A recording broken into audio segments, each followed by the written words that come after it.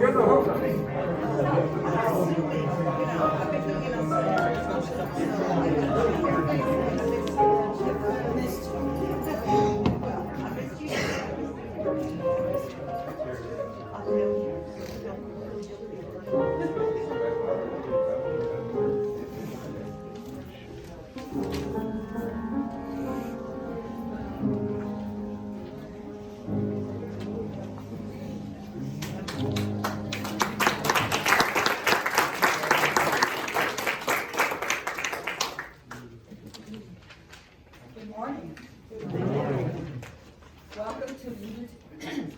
Welcome to the Unitarian Universalist Congregation of the Shenandoah Valley.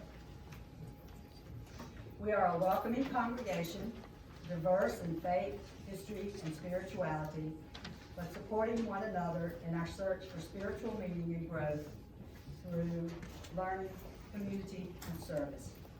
We are united on the side of love and justice, and we like to say that we don't have to think alike to love alike. If you are new to UU, I encourage you to take note of our mission statement, which is printed on the front of your order of service. We also work together to promote and practice the 8 principles, which are printed on the inside of your order of service. It is our tradition to welcome first and second time visitors, or if you haven't been here for a while, to stand if you are comfortable and introduce yourself and tell us where you're from. Do we have any visitors today? Any visitors over on this side? Okay. Hi, I'm Judy Gary. I live in Black Mountain at Highland Farms. Welcome. Welcome. Anybody else on this side? Do we have any other visitors on this side?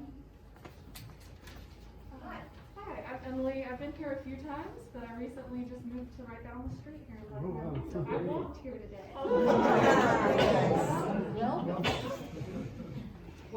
Welcome to you all. If you're interested in learning more about us, or you would like to receive our newsletter and find out how you can be more involved in this community, there is a white card in the back of the pews and also out in the foyer. And we encourage you to fill out a card and leave it, and someone will get in touch with you. We have a couple of important announcements this morning. So first, Maggie, would you like to make your announcement? Thank you. Morning, everyone. Morning. Right after the service today, I'll be talking with you about our new sign, just put up by Mary, or made by Mary, and I'll be explaining about what that sign means and where we go from here. So please stay if you can. It'll only be about 15 minutes. Thanks. Larry, I think you have some good news to share with us. $5,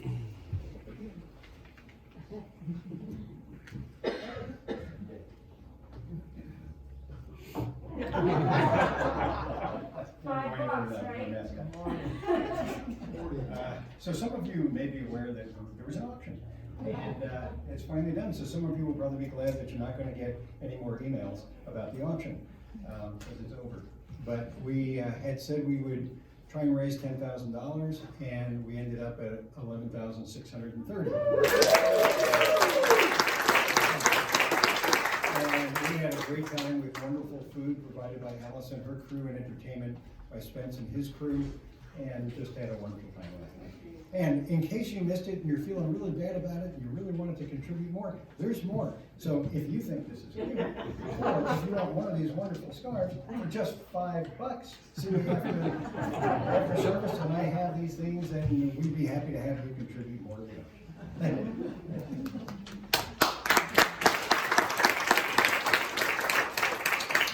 Now you see why we did so well with our auction this year. We've got the ultimate salesman. Come on in and have a seat.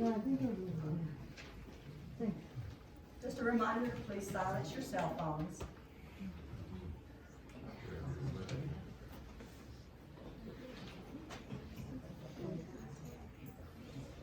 And now we will begin our service.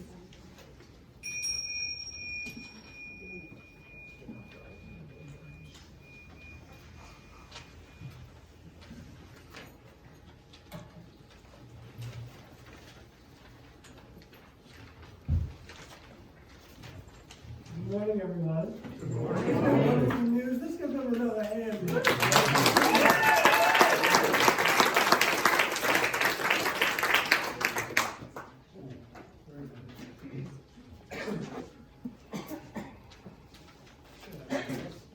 This morning's opening words are from a dear colleague who has crossed over.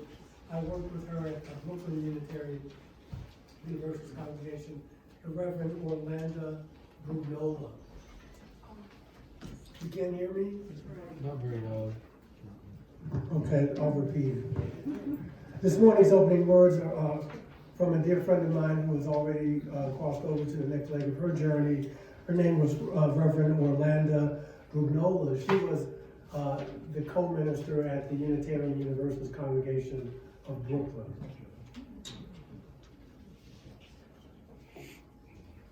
Flame, friend of our most ancient ancestors, we kindle you now to make you visible in this time. Yet in truth, you always burn. In the unique words of each person, of the imagination, in the turning of the heart from sorrow or joy, in the call to hope, and in the call to justice, burn bright before us and burn bright within us. Thank you, Diane. Please rise as you are willing and able. This is a new hymn. I don't expect you to be perfect, and it is new. Yeah, so don't be self-conscious. I'm just wanted to try something new this Sunday.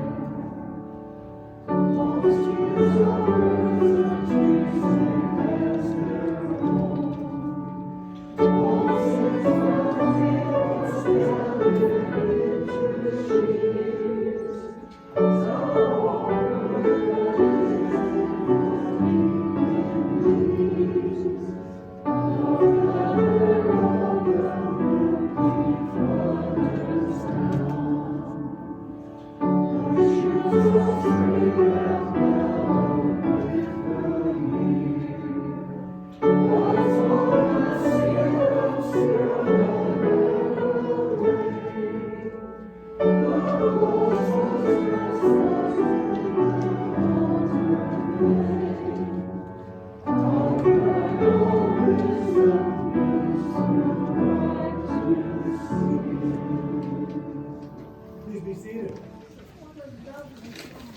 I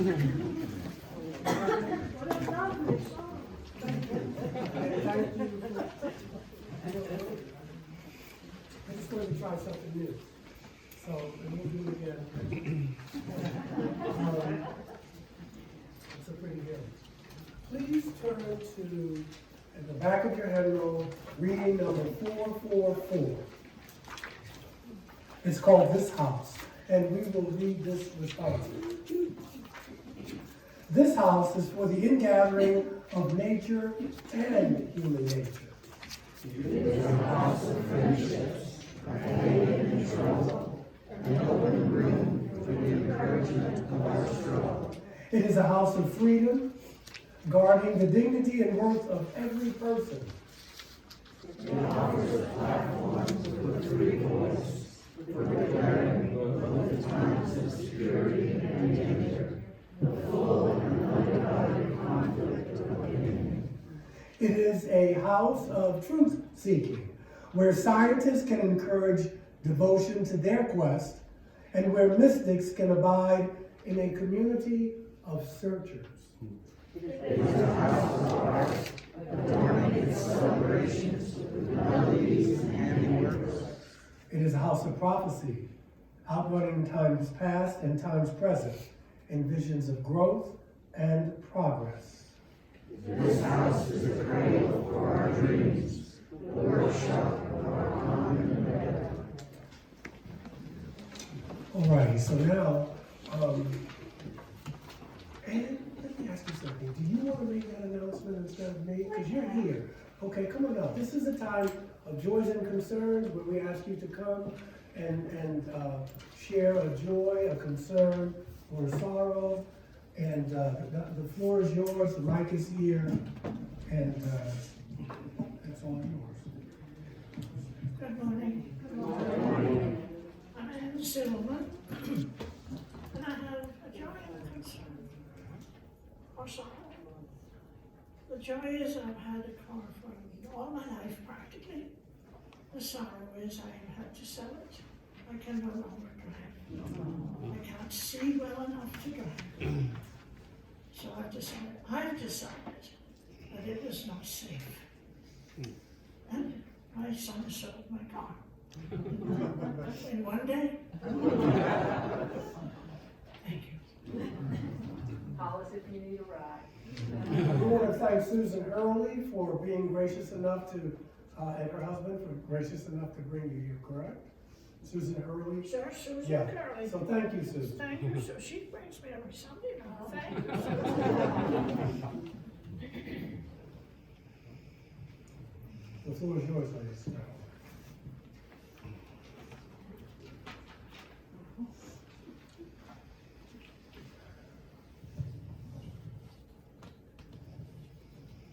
I have a concern and a joy and something else.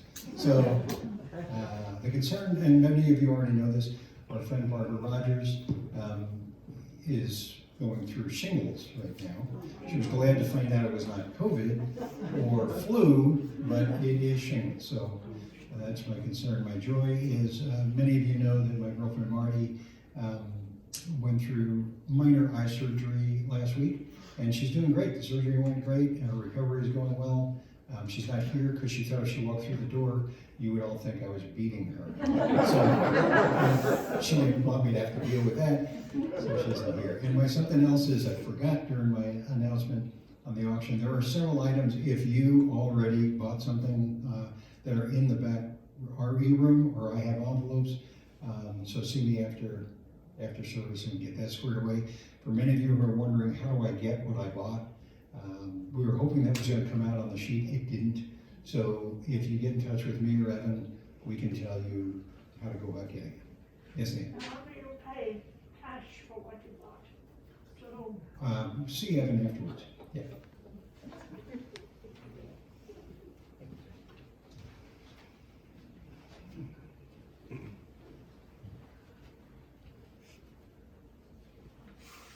Hey, I'm Linda, and it's, I just wanted to mention that it's the second Sunday when we usually have performers here.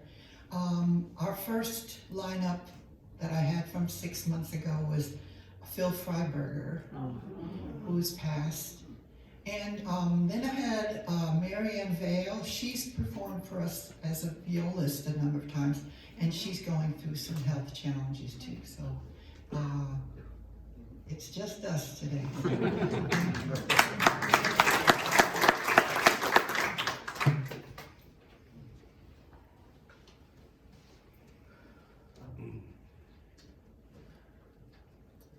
My name is Joy.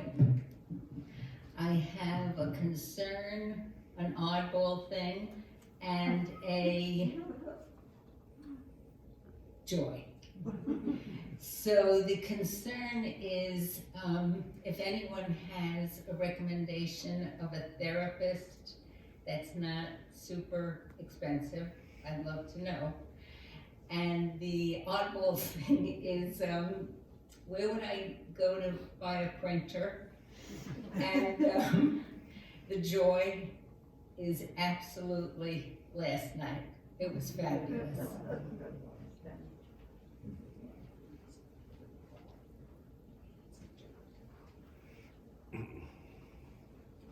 Hi, good morning. My joy is basically what prevails. Some of you who were here in the past couple of months know that my wife and I decided to move from Los Angeles here to actually Weaverville. We've become part of this congregation, and the joy is that my wife is still in Los Angeles, finishing her work.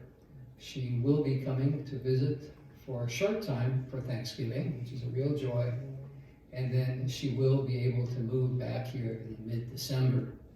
So the congregation will expand a bit. The joy really is being a part of this community. My background in brief is I used to teach political science at UNCA and love the area, and it's so nice to be back here, and I really appreciate being part of this community. Thank you. Oh, okay. The first name is Getz Wolf. Getz is the first name, Wolf is the last name. Okay, thank you for reminding me.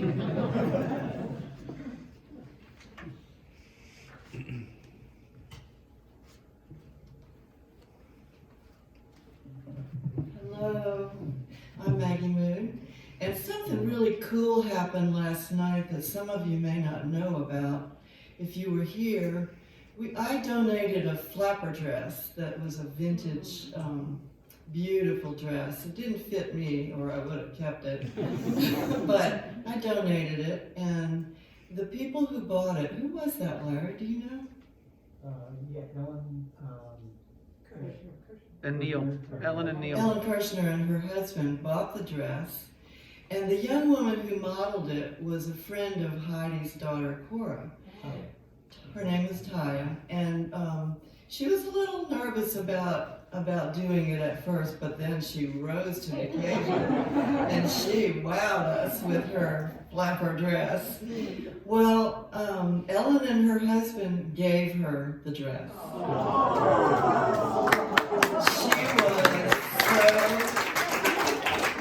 She was shocked.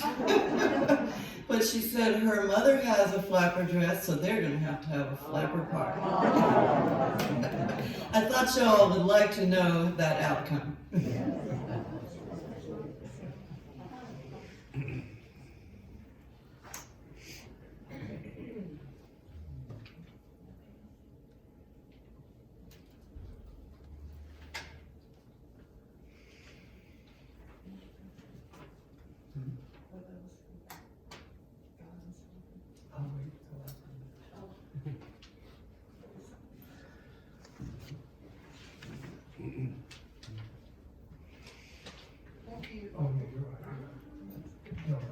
For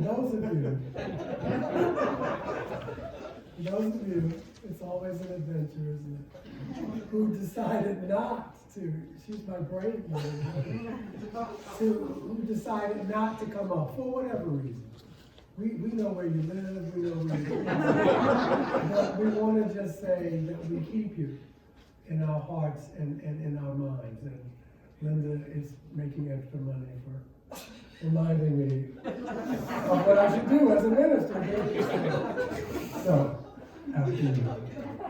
Thank you, Diane. Thank you, Reverend Michael, for letting me read my poem that I think will be work with this sermon. It's called The Darkness. Coming together here, we warm each other's hearts in the darkness. The sun, far away, yearns to embrace us in her warmth once again. But this is our time to journey into the depths of the darkness, This is the time to surrender and listen deep to our souls. This is the time to close our eyes, slow down, and be lulled by the darkness. Our Blessed Mother Gaia dwells within the darkness. Inhale the song of her soul, her soil, her dark caves, her rich dark humus. Mother Earth welcomes you into the darkness. Walk with confidence. All people walk safely in the darkness. Let us love the night, the moon, the stars, the planets, the seven sisters high above. Revel in this other half of our lives, the darkness. The beauty of the dark earth, the darkness of skin, the dark curves of mountain roads, the seven sister mountains in their powerful darkness presiding over Black Mountain. Our dark blood, our earth, our deepest selves, the darkness. And now that our hearts are as one, let's dwell in the eloquence of silence.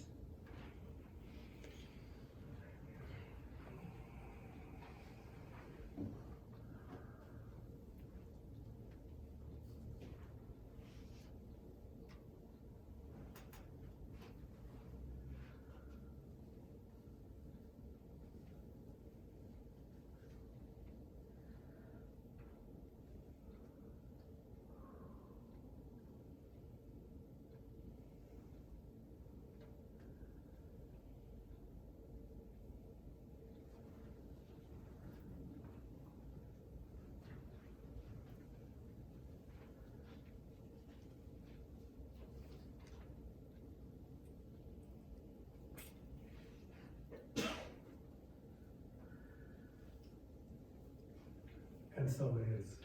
Was that not a powerful meditation?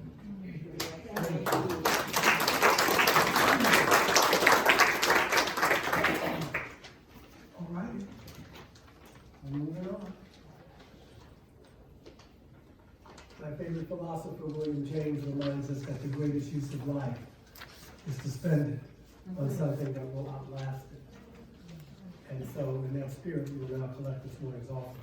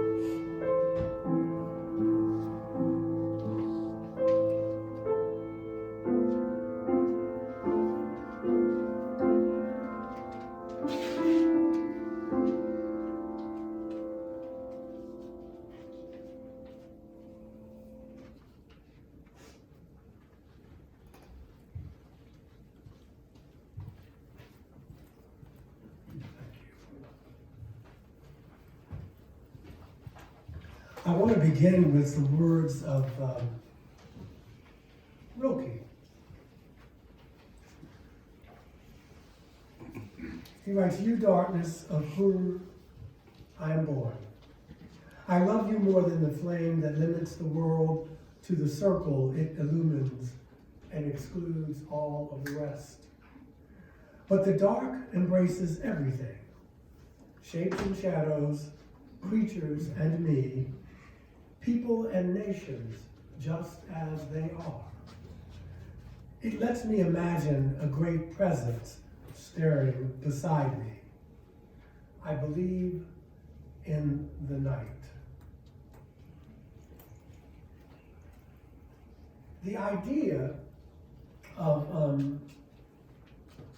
daylight savings time was first conceived by Benjamin Franklin during his sojourn in Paris in 1794.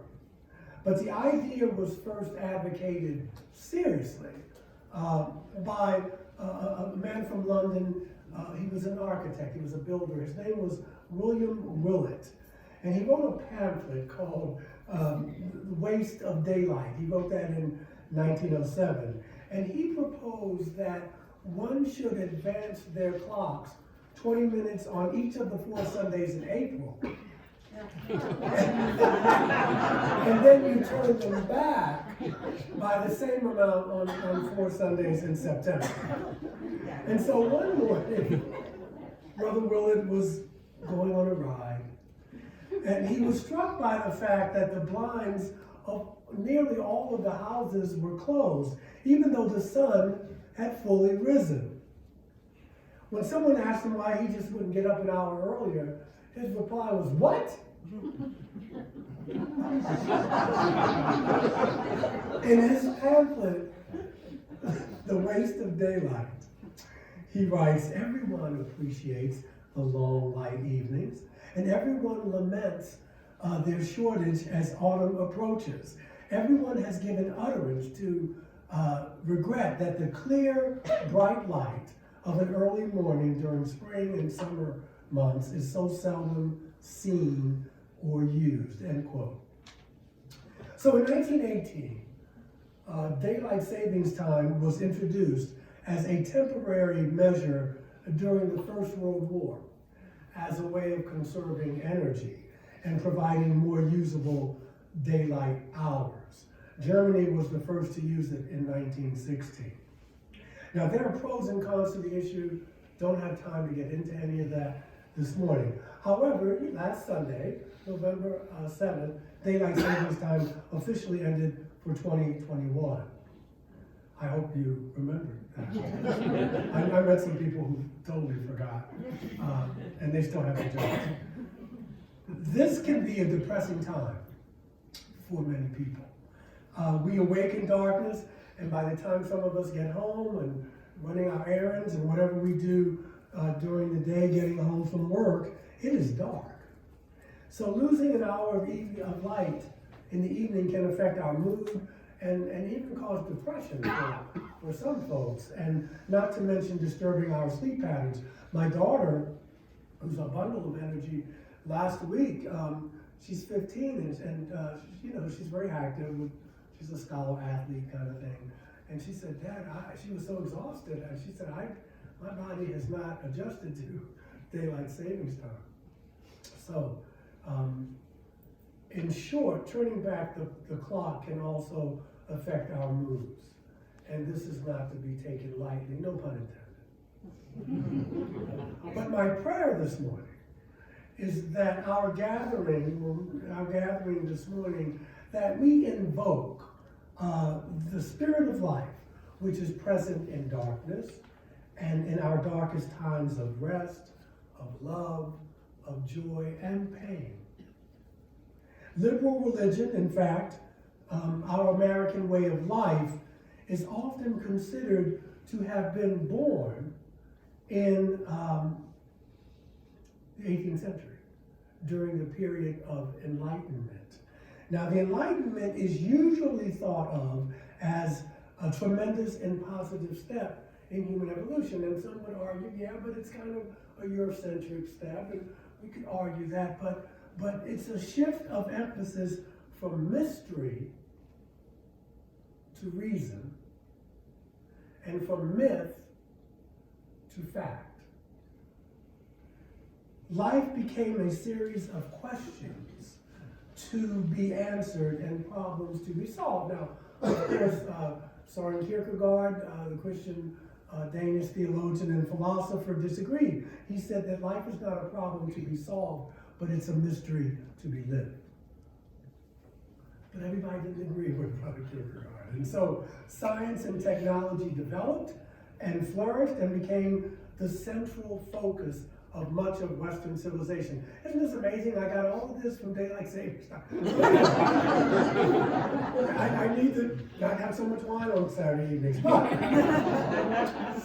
as this technology flourished, we literally became enlightened. The invention of the light bulb, the harnessing of electrical power, had a powerful and profound effect on the way people live their lives, us today. So we moved from being mostly primarily an agrarian type of culture, society, living in tune with the rhythms of day and night, dark and light, and the seasons of the year, to an increasingly industrialized and urbanized society with the ability to literally light our lives 24 hours a day, 7 days a week, 365. So along with our light bulbs and neon lights, we have our TVs, right? We have our computers, we have our smartphones and the like, and our light inventions become ever more seductive and exciting, but also much more demanding. We rarely experience true darkness anymore. I mean, I can tell you that living in Manhattan. It's like I was in Times Square 24/7. And there were times I was, but I was a young man. We don't need to get into that. But even at midnight, in our large cities, the sky glows with the reflection of city lights. Paris is called the city of lights for obvious reasons. For many people, darkness has come to seem unnatural and alien, if I can use the word, and perhaps even frightening. And we are, in my opinion, afraid of the darkness. And we have many good reasons these days. There's always the possibility of becoming a victim of crime. But it's more than that, I think. I think we've come to see darkness as a lack of light. And human beings, we don't like to lack anything. When it's dark, it can appear that something is missing. We don't see clearly. And we've grown accustomed to seeing clearly. At least we like to think so. And to be looking, but not necessarily seeing at something all of the time, something external all of the time. And so we feel a bit uneasy, we get a little fearful, bored by not seeing an image of something. And so perhaps this is why we also fear and avoid too much silence. But that's another sermon for another time. But whatever the reason, our very souls, our spirits, our inner lives pay the price. And that's because we are totally dependent on light. And when that happens, if we become totally dependent on light, we become more superficial beings. We lack the deep, dark roots that nourish and ground us. When we take our nourishment from electric lights and electronic images, from words and images commercially produced, our own creativity and spirituality, that growth gets stunted, I believe.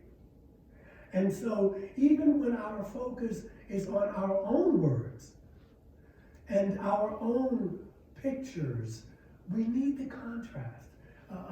Your poem is the sermon. We need the balance of darkness and stillness and light.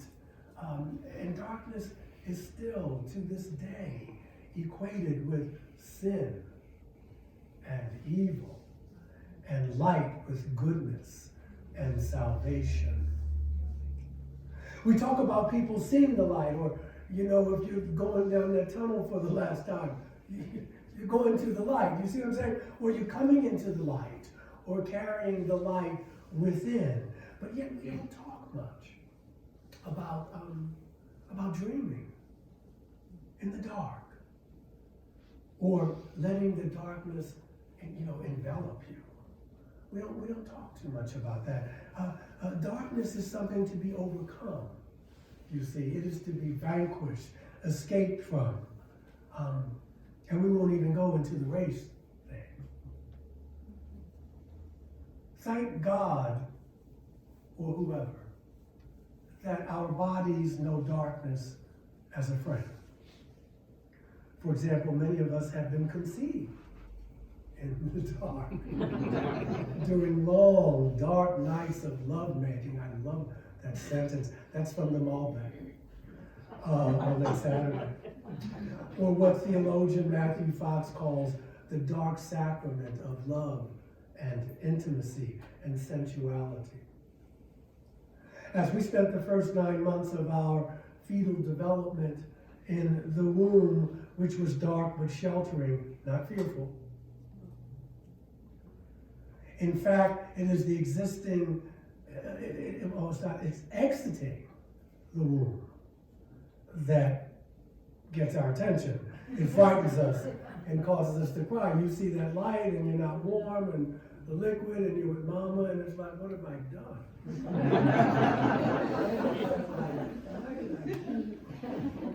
I'm still asking that. But my point is that our heart, our liver, the liver especially, our intestines, the brain, all the beautiful and harmonious and working parts of our bodies go about their business night and day, day and night, in the dark. Interesting how we often equate death with darkness, yet in darkness, life begins and flourishes. The sun doesn't penetrate all of space because much of space is what? It's dark. Much of the birth of the cosmos itself was done in the dark because what? The sun did not always exist. The sun wasn't always there. And so first there was darkness. It was a vast darkness. And so the seed growing underground is growing in the dark, just as the fetus grows in the mother's womb, close and intimate. These are our origins. The origins of life, dark and silent and wonderful and fearful, yes, for some. But in this darkness, we get in touch with our depth, our awareness. Our sense of wonder and fear can perhaps assist us in that interior life, in excavating that journey, cultivating the greatness within each and every one of us, and we weed out the things that we no longer need. Most of us have been trained and conditioned to see life in dualistic terms. If you were trained in the West, you can't help it. This way of perceiving life makes the positive good, and it simplifies, and the bad is negative, and the desert and the sea separates the two. I, for one, love the yin-yang image, right? You know what I'm talking about, because the Taoist image of life is a never-ending circle, and half dark and half light, each polarity containing the essence in the other. It's more complicated, but for me, it's more real. There's positive and the negative, negative and the positive, dark and the light, light and the dark. Shakespeare's Hamlet reminds us that when he says that nothing is good or bad, but thinking makes it so. To me, it is a prison, Hamlet says. Or Rumi. Out beyond ideas of right and wrong, there's a field. And I'll meet you there. I'll meet you there. But who has time for that? Darkness is uncluttered space, and oh, how we need that. And so we go along clinging to so much stuff, so much hurt and anger and pain from the past, so much doubt and fear and insecurity, and we have so many outworn images of roles and behaviors that we really don't need anymore. And so the question becomes, why is it so hard to let go? Why is it so hard? Because of old dreams and old ideas, old loves. That's one for you, old loves. And hates. And we hold on to these things way past the expiration date. Why is it so hard to walk our prayer? Well, habit, for one thing. It's easier to just hang on than to face the change of the unknown. Fear is another factor, always there. Fear that if we let go of something, it will leave a hole in our lives, a void. Or fear that we may lose control, which is the illusion anyway, the illusion of control. No one's in control. Just breathe. If we let go of one thing, all the dominoes will crumble, and in one chain reaction, we fear we're going to lose it all. Or there's the fear that we'll have to face something before we let it go. That's a big one.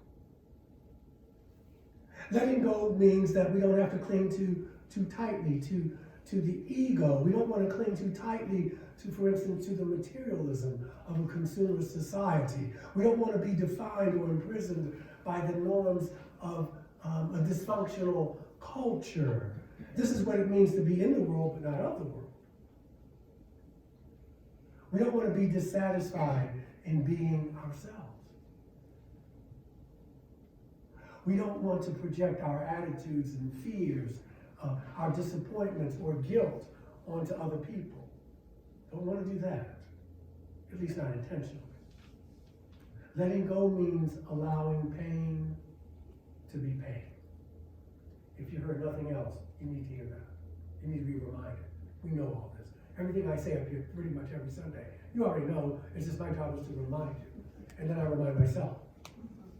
We need to be able to allow pain to be pain. As human beings, we are created to experience both joy and sorrow. Not joy or sorrow. Pleasure and pain. Not pleasure or pain. We will know sickness and health. Not sickness or health. And so it is all these things that make us human, fully human, and they give our lives meaning. They give our lives meaning and richness.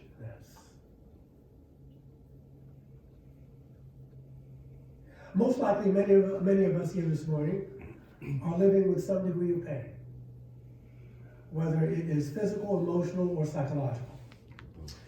Pain has been called the dark night of the soul, and we don't want any part of that. We fear it, we deny it, we push it away. And we're sometimes weak, and we're sometimes angry, and we're sometimes guilty. Accepting pain is never easy. Ever. But if we reject it, we reject our humanity as well. Joy and fulfillment, yes, they assist us in finding meaning in our lives, but so do pain and loss. So we accept pain because it helps us to understand others. For all you activists out there, social action is born out of pain. I'm just reminding you. It's born out of pain. Struggles of anti-racism and anti-sexism and oppression and repression and struggles for freedom and justice, they are born out of pain. Pain is the mystery, like love, that binds us together as human beings. Why, no one's happy all the time, and if they are, you got to get away from them. It's something not right. But we are not built or meant to spend all of our lives doing, becoming human doings instead of human beings. You know, we're always doing, we're accomplishing, we're achieving, we're acquiring, we're running all the time. Without the peaceful darkness of sleep and dreams, our daylight hours would become even more dazed, crazed, and confused. That's a good sermon title. Dazed, crazed, and confused. We need time to rest, to contemplate, to meditate, to just chill. The human race, says Matthew Fox, cannot continue to flee darkness and at the same time embrace an enlightenment which doesn't include the darkness. Together, you and I, we can create places, safe places, like this place, like this sanctuary, where we can share and celebrate the totality of the mystery and wonder in our lives. We can acknowledge the joy and sorrow, the pleasure and pain, the silence and love, and all of the wide range of feelings and experiences that come in between. So, let us affirm beauty and worth of darkness as well as light in the human soul and in the human face, in all of creation. And then we shall make real our dream of unity and diversity with each and every one of us and in the world at large. So be it. Aho, amen, and blessed be. All right, let's go home. Oh no, we're not going to go home. I just want to remind you, we'll go home eventually. Earthly home. Remember that Maggie is going to give us a wonderful talk. So if you have plans, of course you have to acknowledge that. But if you don't have to leave right away, please stick around and listen to what she has to say. Our closing hymn this morning is hymn number 212. We are dancing Sarah's circle. We will do all of the verses, and so be it.